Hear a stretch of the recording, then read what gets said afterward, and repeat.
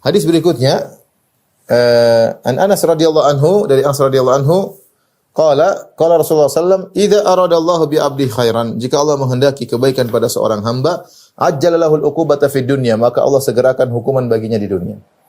Wa idza aradallahu bi 'abdihi syarra, kalau Allah menghendaki keburukan bagi hambanya, amsaka anhu, maka Allah tahan hukuman baginya bidzambihi, dengan dosanya, hatta yuwafiya bihi yaumal qiyamah, sampai akhirnya Allah balas dengan total di akhirat kelak, ya. Ini hadis, saya ulangi, idza aradallahu bi 'abdi khairan, jika Allah menghendaki kebaikan bagi seorang hamba, Allah segerakan hukuman di dunia. Artinya apa? Ada seorang Allah, dia dosa. Siapa di antara kita tidak punya dosa? Kita semua punya dosa. Setiap hari kita berdosa. Setiap hari, bukan ada hari yang kita tidak tanpa dosa. Makanya dikatakan hari lebaran yang sungguhnya adalah hari di mana kau tidak berdosa. Tapi kapan hari tersebut? Hari lebaran sungguhnya hari kau lewati kau tidak berdosa sama sekali. Tapi kapan kita melewati hari tersebut kalau kita masih pegang HP? Kalau kita masih main medsos, ya. Ya. Itu hanya terbayang kalau orang itikaf kemudian tidak interaksi sama orang, mungkin dia tidak berdosa. Mungkin tidak berdosa berkaitan dengan orang, tapi mungkin berdosa berkaitan dengan Allah Subhanahu wa taala. Tapi intinya, kita siapa yang tidak berdosa tiap hari? Kita tiap hari punya deposit dosa. Nah, kalau Allah menghendaki kebaikan bagi seorang, Allah bikin dia hukuman, yaitu ujian. Allah kasih dia sakit, Allah punya cara sendiri untuk membersihkan dosa-dosanya.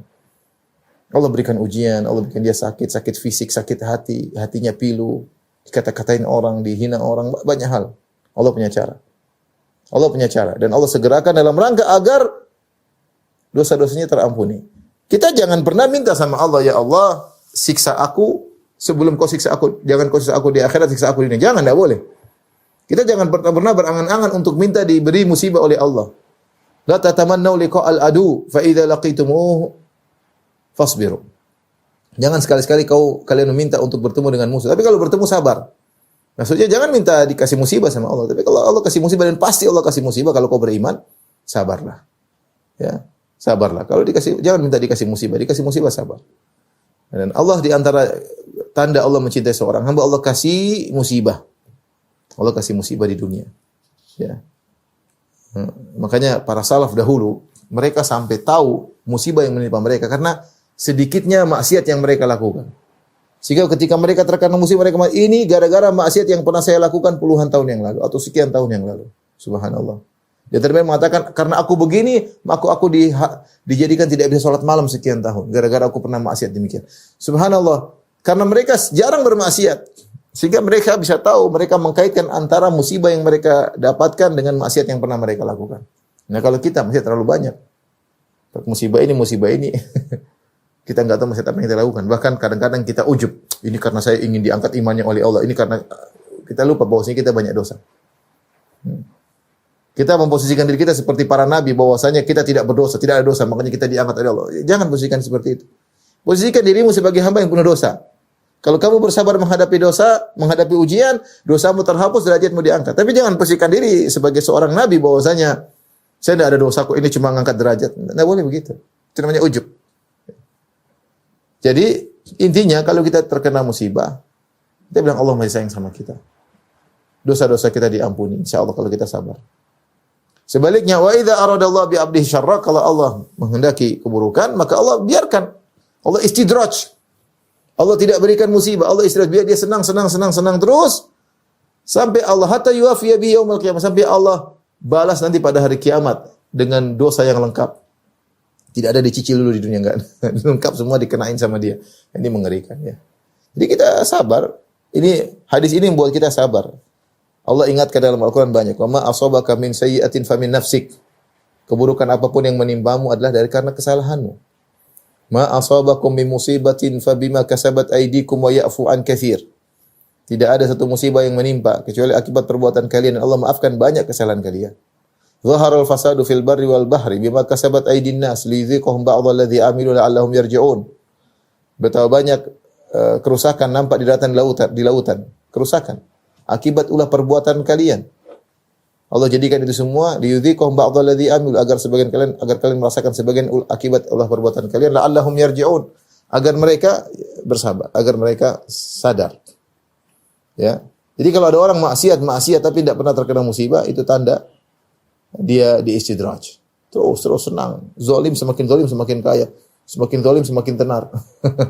Semakin dielu-elukan. Nah, ini entar lagi selesai dihukum di akhirat secara lengkap. Kemudian hadis terakhir yang kita bahas pada kesempatan kali ini. Ya, hadis berikutnya sangat panjang. Wa qala Nabi sallallahu alaihi wasallam, "Inna idzamal jazaa'i ma'a idzamil bala." Sungguhnya besarnya balasan, besarnya pahala sesuai dengan besarnya ujian. Wa inna Allah Ta'ala idza ahabba qauman ibtalahum. Sungguhnya kalau Allah mencintai suatu kaum, Allah uji mereka. Faman radiya falahu ridha. Siapa yang ridha dengan ujian tersebut, bagi dia keridhaan Allah Subhanahu wa taala. Waman sakhita. Siapa yang murka dengan ujian tersebut, marah-marah, falahu sukhtu, maka baginya kemurkaan Allah Subhanahu wa taala. Rawahu Tirmidzi, hadis ini diriwayatkan Imam Tirmidzi wa qala haditsun hasan. Imam Tirmidzi mengatakan adalah hadis yang hasan. Ikhwan dan akhwat yang dirahmati Allah Subhanahu wa taala, majelis ta'lim Qalbun Salim BSC yang dirahmati Allah Subhanahu wa taala. Hadis ini sama hadis pelipur lara. Kita tahu di antara kita ada di antara teman-teman kita, di antara saudara kita diuji dengan ujian yang sangat berat. Dan Allah Maha Adil. Semakin berat ujian, semakin tinggi pahalanya. Dan kita tahu sabar dalam menghadapi ujian pahalanya sangat besar. Innama yuwaffas sabiruna ajrahum bighairi hisab. Sungguhnya pahala sabar itu tanpa batas. Makanya kenapa dalam hadis qudsi Allah mengatakan kullu amali ibni adam lahu illa shiyam fa innahu li. Seluruh amal anak Adam untuk dunia kecuali puasa. Puasa untukku. Wa ana ajzi bihi, dan aku akan balasnya. Jadi Allah menyebutkan puasa secara khusus. Allah akan balas. Kenapa? Sebenarnya mengatakan karena puasa ini terkumpul padanya 3 kesabaran. Sabar dalam jalan ketaatan. Ya, sabar ya, harus taat. Sabar dalam meninggalkan maksiat dengan menundukkan pandangan, lagi puasa tidak mendengar macam-macam. Mau makan tidak makan. Sabar dalam menghadapi penderitaan, penderitaan lapar, penderitaan haus. Terkumpul 3 kesabaran dalam puasa. Sehingga puasa pahalanya besar. Dan bisa jadi sebenarnya mengatakan musibah yang kau alami, yang kau harus bersabar sekejap, ya mungkin sehari, 2 hari, 3 hari, seminggu, bisa jadi menghancurkan dosa-dosamu yang sangat banyak. Benar seminggu tersebut hatimu pilu, hatimu sakit, tapi kau sabar. Ini argo pahalanya sangat cepat. Dan bisa jadi menghancurkan dosa-dosamu yang sekian tahun yang kau lakukan. Maka, tapi memang ujiannya berat. Nabi mengatakan, inna idzamal jazaa'i ma idzamil bala. Sungguhnya besarnya pahala sesuai dengan besarnya ujian. Sebagian orang kita lihat, Masya Allah ujiannya berat sekali. Yaitu Allah ingin menghapuskan dosanya, Allah ingin angkat derajatnya. Sekaligus.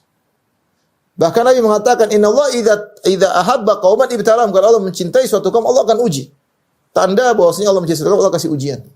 Makanya yang paling berat ujiannya para nabi. Orang soleh paling banyak ujiannya. Menurut Allah sayang sama mereka.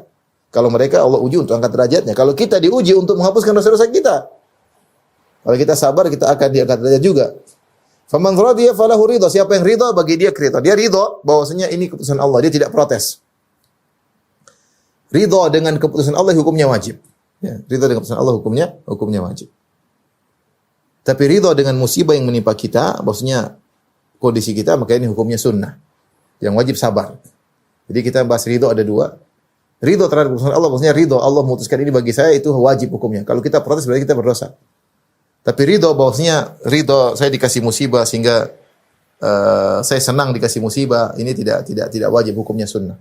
Yang wajib adalah bersabar. Kita enggak suka tapi kita sabar. Tapi keputusan Allah harus kita ridhoi. Ya. Ini maksudnya barang siapa yang ridho dengan keputusan Allah baginya, maka bagi dia keridhaan Allah. Wa man sakhita, siapa yang marah-marah, tidak sabar, protes, ya Allah, kenapa? Kenapa ya Allah? Kenapa? Kenapa bertubi-tubi? Kenapa tidak hentinya? Emang saya dosa apa? Protes. Apa salah saya? Kenapa harus kau ambil anakku? Kenapa harus membuat penderitaan bagiku? Apa? Saya selama ini begini. Kenapa ya Allah? Nah, ini namanya protes dengan keputusan Allah. Bagi dia kemurkaan Allah. Siapa yang marah, bagi dia kemurkaan Allah Subhanahu wa taala. Ini hadis memberikan pelipur lara bagi sebagian kita yang terkena musibah atau sedang terkena musibah, bahwasanya argo pahalanya berjalan. Semakin berat ujian, semakin besar pahala. Namun sebagaimana kita katakan ya, perkataan pepatah ya, dawamul hal minal muhal ya. Kondisi yang selalu tidak berubah adalah sesuatu yang kemustahilan. Kita bilang musim kemarau akan berubah menjadi musim penghujan. Seperti itu. Ya. Angin yang kencang akan hilang. Ada waktunya dia akan berganti dengan angin yang berembus dengan menyenangkan ya. Kita terkena musibah ya benar, tapi akan lewat. Tidak akan begitu terus, akan lewat. Kita sabar menghadapi, akan lewat. Musim kemarau akan pergi. Entah berapa lama, tapi akan pergi. Allah alam bisawab, demikian saja kepada ikhwan dan akhwat Majelis Ta'lim Qalbun Salim BSI yang dirahmati Allah Subhanahu wa taala. Insyaallah kita lanjutkan pertemuan kita 2 pekan ke depan, masih dalam bab sabar. Semoga bermanfaat. Wabillahi taufiq wal hidayah. Assalamualaikum warahmatullahi wabarakatuh.